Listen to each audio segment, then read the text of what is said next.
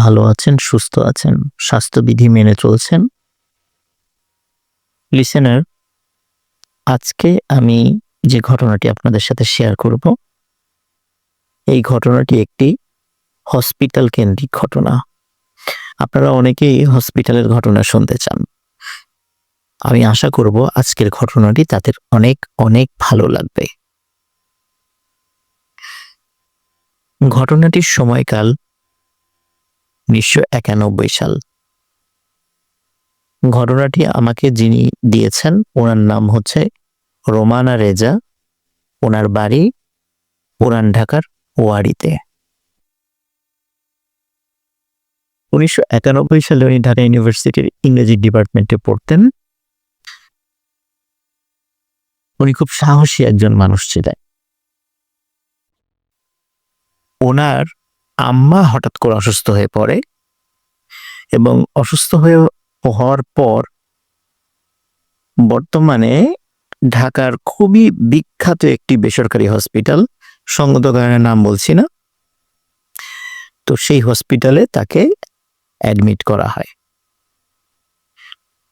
এই হসপিটালটি তখন ছিল ৩ তলা বিশিষ্ট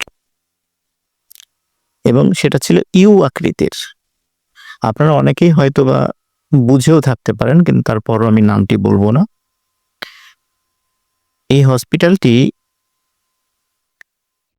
নিচ তলাটায় বারান্দা ছিল, উপরের দোতলায় কোনো বারান্দা ছিল না। নিচতলার বারান্দাটা কোনো রেলিং ছিল না, খোলা ছিল, মানে সেটা চারদিক থেকে খোলা এবং একটা পাশে সুন্দর মানে বাগান আছে। তো যখন ওনার আম্মাকে নিচতলাতে একটি কেবিন দেয়া হয়, ওনারা ওই রুমে ঢোকার পর একটা বিষয় খেয়াল করেন। ওই রুমে দরজার উপরে, এটা কিন্তু ভেতর দিকে, রুমের ভেতর দিকে দরজার উপরে আয়াতুল কুরসি বা এরকম আরবিতে কিছু লেখা মানে দরজার উপরে লাগানো আছে। এটা হসপিটাল কর্তৃপক্ষ লাগাতে পারে অথবা কোনো রোগী সেখানে এসেছে তারাও সেটা লাগিয়ে যেতে পারে, এটা যে কোনো কিছু হতে পারে। তো উনি যেহেতু খুব সাহসী মানুষ ছিলেন আর উনি রাত জেগে স্টাডি করতে পছন্দ করতেন এবং খুব এনার্জেটিক ছিলেন, এই কারণে দেখা যেত তার কাছের কোনো আত্মীয় স্বজন যদি হসপিটালে রাতে থাকতে হতো, রাত জাগতে হতো, তারই ডাক পড়তো। যেহেতু তার নিজের আম্মা, এই জন্য উনি শুরু থেকেই রাত্রেবেলা থাকার সিদ্ধান্ত নেন যে রাতের বেলা তার আম্মার সাথে উনিই থাকবেন। দিনের বেলা অন্যরা থাকতো এবং উনি সন্ধ্যার দিকে চলে আসতেন এবং সারা রাত থাকতেন। সকালবেলা আবার অন্য আত্মীয় আসলে তাকে বুঝিয়ে দিয়ে উনি আবার বাসায় চলে যেতেন। তো প্রথম 2 দিন খুব বেশি সমস্যা হয়নি। 3 নাম্বার দিন রাত ওনার ভাষ্য অনুযায়ী আনুমানিক 2টো বা 2:30 বাজে। কেবিনের পেছন দিকের যে দরজাটা, যেই দরজার সাথে বারান্দা রয়েছে এবং বারান্দার ওই পাশেই রয়েছে বাগান। তো উনি চেয়ারে হেলান দিয়ে বসেছিলেন। উনি হঠাৎ করে দেখছেন জাস্ট গোড়ালি থেকে নিচ পর্যন্ত 2টো পা, এবং এই পা দুটো খুবই উজ্জ্বল, টিউবলাইট যেভাবে আলোকিত হয় ঠিক তেমন পা দুটি ঠিকই তেমন। হেঁটে হেঁটে উনি দেখছেন যে ওই বাগান থেকে হেঁটে হেঁটে বারান্দায় আসলো, বারান্দা দিয়ে এসে বারান্দা একটু দাঁড়ালো, আবার হেঁটে হেঁটে তাদের রুমের মধ্যে ঢুকলো, মানে সেই কেবিনের মধ্যে ঢুকলো এবং আবার রুমের মধ্যে কিছুটা পায়চারি করে আবার যে দরজাটা আছে সেই দরজাটা দিয়ে সে চলে গেল। তো উনি প্রথমে চিন্তা করছেন যে হয়তোবা টানা 2 রাত ভালো ঘুম হয়নি, রাত জাগা হয়েছে, আজকে 3য় রাত, উনি হয়তোবা ওকে ভুল দেখেছেন কিনা নাকি স্বপ্নের মধ্যে জিনিসটা দেখেছেন। উনি তো আসলে ঠিক বুঝতে পারছিলেন না উনি কি আসলে স্বপ্ন দেখেছেন নাকি সত্যি দেখেছেন। উনি মানে নিজেকে বিশ্বাস করতে পারছিলেন না। উনি উঠে গিয়ে পাশে যে বেসিন ছিল, বেসিন থেকে চোখ ধুয়ে আসলেন এবং উনি বুঝতে পারছিলেন উনি যেটা দেখেছেন উনি সেটা ঠিক দেখেছেন। কিন্তু ওনার মনে হলো যে ওনার বিশ্রামের প্রয়োজন। এই জন্য সকালবেলা যখন ওনার আব্বা হসপিটালে আসেন তখন ওনার আব্বাকে বলেন যে আমার তো একটু বিশ্রামের প্রয়োজন, আমি মনে হয় একটু বেশি পরিশ্রান্ত হয়ে গেছি, চোখে উল্টাপাল্টা দেখছি, তো আমি বাসায় চলে যাই, বাসায় গিয়ে ভালো করে ঘুম দেই, রাতের বেলা আমি আর একা থাকবো না, আমার সাথে আর একজনকে পাঠিও। তার মানে হচ্ছে মানে উনি আর একা থাকবে না, সাথে আর একজন লোককেও পাঠাতে বলেছেন উনি। তো ওনার আব্বা বলল ঠিক আছে, তার খালাকে উনি পাঠিয়ে দেবেন, তাহলে উনি আর ওনার খালা আর ওনার আম্মা তিনজন থাকবেন রুমে। তো সেই কথাই হলো, উনি বাসায় গিয়ে ফ্রেশ হয়ে লম্বা একটা ঘুম দেন, উনি আবার সন্ধ্যায় ওনার খালাকে নিয়ে চলে আসেন। খালাকে নিয়ে চলে আসার পর অদ্ভুত কিছু ব্যাপার ঘটতে থাকে। সেটা হচ্ছে যে খালা কিন্তু রাত জাগার প্রিপারেশন নিয়ে আসছেন এবং উনি সারাদিন ঘুমিয়েছেন যাতে করে উনি রাত জাগতে পারেন।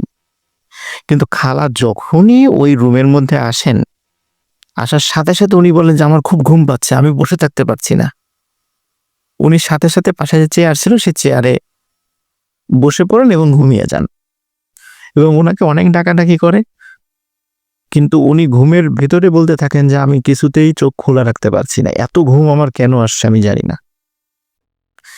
তার মানে এটা বলতে বলতেই উনি একদম মানে ঘুমিয়ে যান, ওনাকে আর কোনোভাবেই জাগানো সম্ভব হয় না।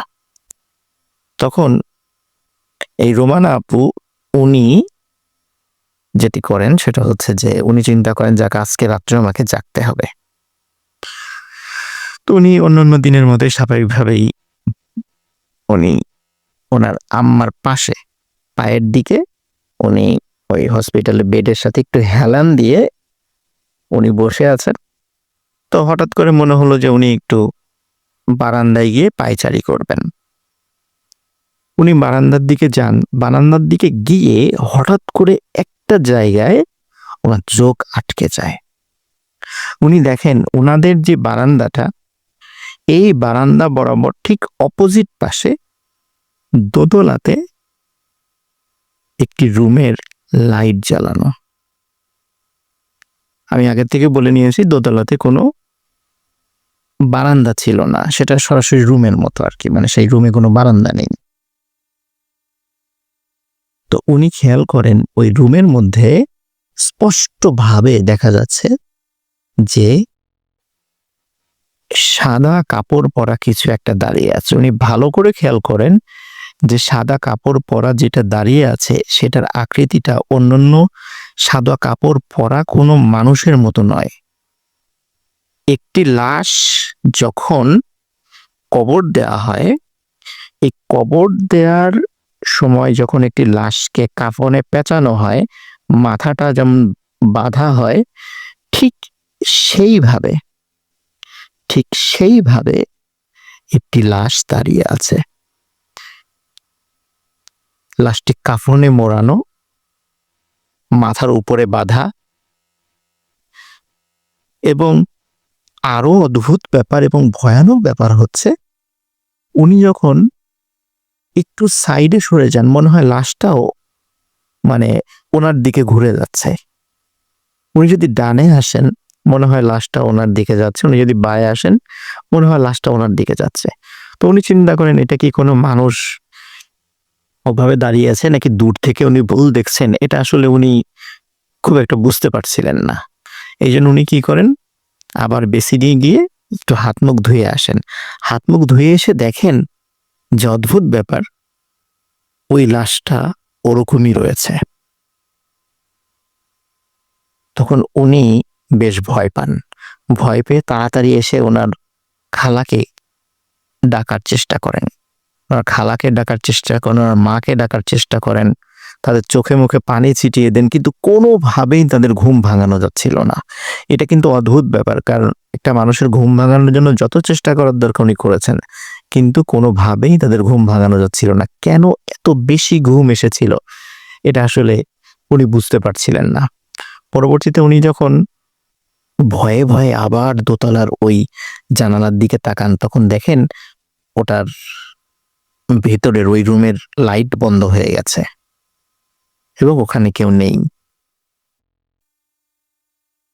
প্রথমে উনি ভাবেন যে হয়তোবা উনি ভুল দেখেছেন, কিন্তু সকালবেলা উনি দোতলার ওই জায়গাটাতে, ওই রুমের ওইখানে যান, গিয়ে দেখেন সেই রুমটা তালাবন্ধ এবং মনে হচ্ছে গত কয়েক মাসে ওই রুমে কোনো রুগী আসেনি। রুমটা বেশ ময়লা আবর্জনা রয়েছে। তখন ওইখানে একজন নার্সকে জিজ্ঞেস করেন যে গতকালকে কি এখানে কোনো রুগী ছিল? তখন নার্স খুব অবাক হন যে কেন আপনি এই প্রশ্ন করছেন কেন? তখন উনি বলেন যে গতকালকে রাত্রে আমি এখানে একজন মানুষকে দেখেছি সাদা কাপড় পরা। তখন নার্স খুব হেসে দেন যে ইম্পসিবল, এটা হতেই পারে না। গত কয়েক মাসে এই রুমে কোনো মানুষ ঢোকেনি। আর যেহেতু এটার বারান্দা নাই, সুতরাং এখানে তো অন্য পাশ থেকে মানুষ আসার কোনো সুযোগই নাই, আপনি ভুল দেখেছেন। উনি বলছেন না, আমি এইখানেই দেখেছি। কিন্তু নার্স বলে আপনি এটা অসম্ভব, এখানে কোনো মানুষ গত কয়েক মাসে আসেনি এই রুমে, পরিষ্কারও করা হয়নি এবং এখানে কোনো রুগীও আসেনি, আপনি ভুল দেখেছেন। তখন ওনার মনে খটকা লাগে, তাহলে আমি রাত্রে কি দেখলাম? এটা এই কাফন পরা এটা কি দেখলাম? তো উনি আসলে নিজের মনকে বিশ্বাস করাতে পারছিলেন না। প্রথম দিন উনি যেই বডি ছাড়া পা দেখেছিলেন, এটা প্রথমে কাউকে বলেননি, কিন্তু এই ঘটনাটা ঘটার পরে উনি ওনার অন্যান্য আত্মীয় স্বজন, ওনার মা, ওনার খালা, ওনার বাবার সাথে ঘটনাটা শেয়ার করেন। ঘটনাটা শেয়ার করার পরে তারা বলেন যে তুমি এটা ভুল দেখেছো, ওটা তো অন্য কোনো মানুষও থাকতে পারে। এই বলে তারা তাকে সান্ত্বনা দেন। এর পরে কয়েকদিন কোনো ধরনের কোনো সমস্যা হয়নি, স্বাভাবিক ছিল, উনিও স্বাভাবিকভাবে ছিলেন। কিন্তু একটা অদ্ভুত ঘটনা ঘটে যায় এর ঠিক 5 থেকে 7 দিনের মাথায়। ওনাদের নিচতলায় ঠিক পাশের রুমে, নিচতলাতেই ঠিক পাশের রুমে একটি ঘটনা ঘটে। সেটা হলো সকালবেলা খুলনা থেকে, ওনার ভাষ্য অনুযায়ী খুলনা থেকে একটি রুগী আসে, যার শরীরের ভিতরের গুরুত্বপূর্ণ অর্গানগুলো টোটালটাই নষ্ট হয়ে গিয়েছিল। তো এরকম একটি রুগী যখন সেখানে নিয়ে আসা হয়, নিয়ে আসার পরে ওই রুগীর সাথে বেশ কিছু আত্মীয় স্বজন ছিলেন, তারা খুব কান্নাকাটি করছিলেন। ওদিকে রুগীর অবস্থা সিরিয়াস হওয়ার কারণে ওই কেবিন থেকে সব লোকদেরকে বের করে দেয়া হয়, কাউকে ভিতরে ঢুকতে দেয়া হচ্ছিল না। এমনকি ওই রুগীর সাথে থাকা ওই রুগীর মা এবং ওই রুগীর স্ত্রীকেও রুম থেকে বের করে দেওয়া হয়, বলে যে আপনারা পরে আসবেন। এদিকে ওই সময়টা ছিল খুব ঠান্ডা, কারণ ওইটা 1991 সালে জানুয়ারি কি ফেব্রুয়ারি মাসের দিকে ঘটনা। ওই সময় খুব ঠান্ডা ছিল। ঠান্ডা থাকার কারণে এই ঘটনা কিন্তু দিনের বেলার ঘটনা বলছি। ঠান্ডা থাকার কারণে দিনের বেলা এবং সকালবেলা ছিল।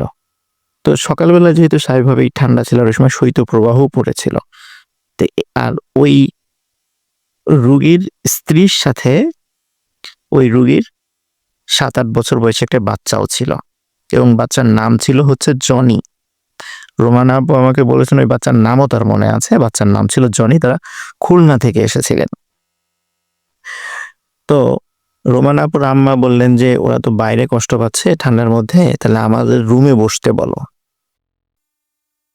তো রোমানা আপু তাদেরকে ডাক দিলেন এবং ডেকে বললেন যে আপনারা আমাদের রুমে বসেন, ডাক্তার বললে তখন আবার আপনার হাজব্যান্ডের রুমে, আপনার ছেলের রুমে যান। যেহেতু ওনার ওয়াইফ এবং মা এবং বাচ্চা, এই 3 জনকে তখন ওনার বাইরে দাঁড়িয়ে ছিল দেখে তাদেরকে ওনাদের রুমে নিয়ে আসেন, একদম ওনাদের পাশের রুমের ঘটনা আর কি। ওনারা বসে আছেন, কথা বলছেন যে কি হয়েছে না হয়েছে এইগুলো ওনারা শেয়ার করছিলেন। হঠাৎ করে রোমানা আপু দেখতে পেলেন যে ওনাদের যে রুমের পশ্চিম দিকের যে দেয়ালটা, মানে পশ্চিম দিকের দেয়ালের ওই পাশটাতেই হচ্ছে মানে ওই রুগীটার আছে। তো পশ্চিম দিকে দেয়ালের একদম রুফ বা ছাদের ভেতর মানে ছাদে হঠাৎ একটা জিনিস ওনারা দেখতে পান। রোমানা আপু দেখেন যে একটি কালো মেঘের মতো, ঘন মেঘের মতো, আমরা যেমন আকাশে যেরকম মেঘ দেখি এরকম মেঘের মতো একটা জিনিস দেয়াল ভেদ করে বের হলো এবং ছাদটা টাচ করে আস্তে আস্তে পূর্ব দিকে চলে যাচ্ছে। উনি অবাক হয়ে সেটা দেখছেন এবং পূর্ব দিকে গিয়ে মনে হলো যে একটু দাঁড়ালো, মেঘটা দাঁড়ালো, তারপর আবার পূর্ব দিকে দেয়ালের সাথে আস্তে করে মিলিয়ে গেল। তখন রোমানা আপুর আম্মু তাকে বলেন যে, রোমানা, আমি যেটা দেখেছি, তুমিও কি সেটা দেখেছো? বলে, হ্যাঁ আম্মা, আমিও তো সেইটাই দেখেছি। যখনই দেয়ালটা ভেদ করে চলে গেছে ওই মেঘটি, তখন ওনাদের রুমে একজন নার্স প্রবেশ করে ওই দুইজন মহিলা এবং ওই বাচ্চা তাদের উদ্দেশ্যে বলে যে আপনাদের রোগী মারা গেছে। তখন তারা তো ছুটতে ওই কোষে চলে যায়, কিন্তু তারা কিন্তু ওই মেঘটা দেখেনি। তো অদ্ভুত ব্যাপার যে কেন ওই মেঘটা পশ্চিম দিকের ওই পাশ থেকে বের হয়ে এসে আবার পূর্ব দিকের দেয়ালের দিক দিয়ে মিলিয়ে গেল, কেন এটা হলো? তো ওনারা যেটা বলেছেন যে আসলে তার ইন্তেকালের পরে আত্মাটা ওই দিক দিয়ে চলে গেছে, হয়তো আজরাইল আলাইহিস সালাম ওই দিক দিয়ে আত্মাটা নিয়ে গেছেন, এবং যেহেতু ওইখানে তার মা, স্ত্রী এবং সন্তান ছিল, এই জন্যই হয়তো বা এই দিক দিয়ে এইভাবে গেছে। এটা একটা অদ্ভুত ব্যাপার ছিল। আমি এটা শোনার পরে আসলে এটা আমার কাছেও বিশ্বাস করতে খুব কষ্ট হচ্ছিল। তো ঘটনাটি আমার ধারণা ছিল যে হয়তো বা এখানেই শেষ, কিন্তু আর একটা বিষয় এখানে যুক্ত হয়। সেটা হচ্ছে 1991 সালে ওনার আম্মা অসুস্থ ছিল। ঠিক 2010 সালে একই হসপিটালে ওনার আব্বাকে ভর্তি করায়। ওনার আব্বা একজন গভর্নমেন্ট অফিসার ছিলেন, মোটামুটি খুবই ভালো লেভেলের একজন কর্মকর্তা ছিলেন।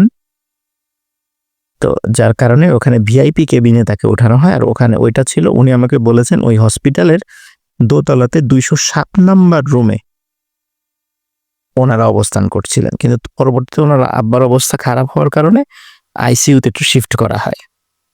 কিন্তু ওনারা, রোমানা আপু এবং ওনার আম্মা, তখন ওই 207 নাম্বার রুমেই ওনারা ছিলেন।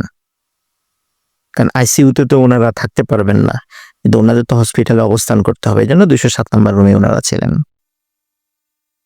তো ওনারা খেয়াল করলেন ওনাদের পাশে এক রুম পরে 209 নাম্বার রুমে সাদা কাপড় পরা, অধিকাংশ লোকই সাদা কাপড় পরা, মনে হচ্ছে খুব সম্ভ্রান্ত বংশের এবং পরহেজগার পরিবারের বেশ কিছু লোক, কিছু মহিলা, কিছু পুরুষ, একজন রুগীকে নিয়ে আসলো।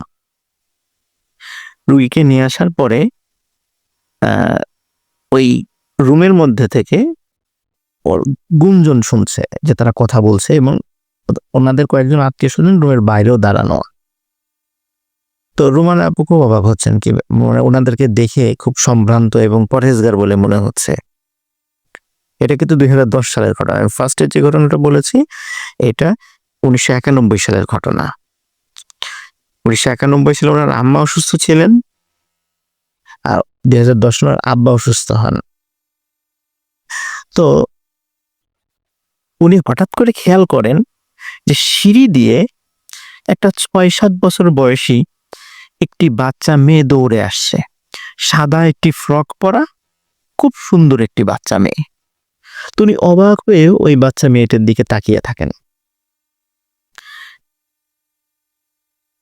ওই মেয়েটার সাথে একটা অদ্ভুত জিনিস ছিল, যেটা রোমানা খেয়াল করেন। সেটা হচ্ছে, মনে হচ্ছিল ওই মেয়েটার সাথে ছোট্ট একটা মানে বালিশের মতো, মানে আমরা যেরকম মহিলাদেরকে ছোট্ট ভ্যানিটি ব্যাগ দেখি, মনে হচ্ছে যে ওই মেয়েটার সাথে একটি ভ্যানিটি ব্যাগের মতো আছে, সেটার আকৃতি একটা ছোট্ট বালিশের মতো, এবং সেটি একটি মনে হচ্ছে একটি আলোর একটা বক্স, মানে সেটার ভিতর থেকে আলো ঠিকরিয়ে বের হচ্ছে, মনে হচ্ছে ওটা একটা আস্ত একটা লাইট। মেয়েটি দৌড়ে দৌড়ে কি করলো, ওই 209 নাম্বার রুমটাতে চলে গেল, এবং 209 নাম্বার রুমে ঢোকার কয়েক সেকেন্ডের মধ্যেই ওই রুম থেকে আর্তনাদের শব্দ, সবার কান্নার শব্দ। তো উনি ছুটে ওই রুমে চলে গেলেন, গিয়ে দেখলেন যে ওই বেডে একটি পুরুষ এবং বয়স্ক পুরুষের মৃতদেহ পড়ে আছে, এবং ওই রুমে কোনো বাচ্চা মেয়ের কোনো নিদর্শনই নাই। উনি চিন্তা করলেন যে তাহলে এই পাশে ওয়াশরুম হয়তো বা থাকতে পারে, ওয়াশরুমের দিকে যেতে পারে বাচ্চা মেয়েটা। উনি দেখলেন না, এই রুমটার সাথে অ্যাটাচ ওয়াশরুম নাই, বারান্দাও নাই। তাহলে এই মেয়েটা কোথায় গেল? ওই সময় যেহেতু মানুষ মারা গিয়েছে, কৌতূহল হয়ে কাউকে জিজ্ঞেস করা যাচ্ছে না, কিন্তু পরবর্তীতে লাশ বের করার সময় ওই রোগীর একজন আত্মীয়ের কাছে জিজ্ঞেস করেছিলেন যে আচ্ছা, একটু আগে আমি একজন মেয়েকে ঢুকতে দেখেছি, আপনারা কি দেখেছেন? বলে কই না তো, আমাদের সাথে কোনো মেয়ে, ছোট বাচ্চা মেয়ে আসে নাই, আর আমরাও কোনো মেয়েকে দেখি নাই। উনি খুবই অবাক হন যে তাহলে আমি কি দেখলাম। উনি প্রথম 1991 সালে যে ঘটনাটা ফেস করেছিলেন, যে একটি মেঘের মতো মেঘ চলে গেল, তারপর একজনের মৃত্যু হলো, আবার একটি বাচ্চা মেয়ে সে ওই রুমে ঢুকলো, কয়েক মুহূর্তের মধ্যে তার মৃত্যু হয়ে গেল।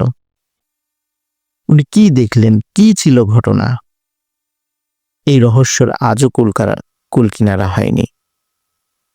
হসপিটাল কেন্দ্রিক এই ঘটনাটি রোমান আপু আমাকে শেয়ার করেছেন। লিসেনার, আশা করি আপনাদের সবার ভালো লেগেছে। সবাই ভালো থাকবেন, সুস্থ থাকবেন। রাসেল ভাইকে অসংখ্য ধন্যবাদ এই প্যান্ডেমিক সিচুয়েশনের মধ্যে ভূত.com-কে চালিয়ে নেওয়ার জন্য। লিসেনার, আপনাদেরকেও ধন্যবাদ, আপনার ধৈর্য ধরে আমাদের সাথে আছেন। আমাদের জন্য দোয়া করবেন, আমরাও আপনাদের জন্য দোয়া করি। সবাই সুস্থ থাকবেন, ভালো থাকবেন। আসসালামু আলাইকুম।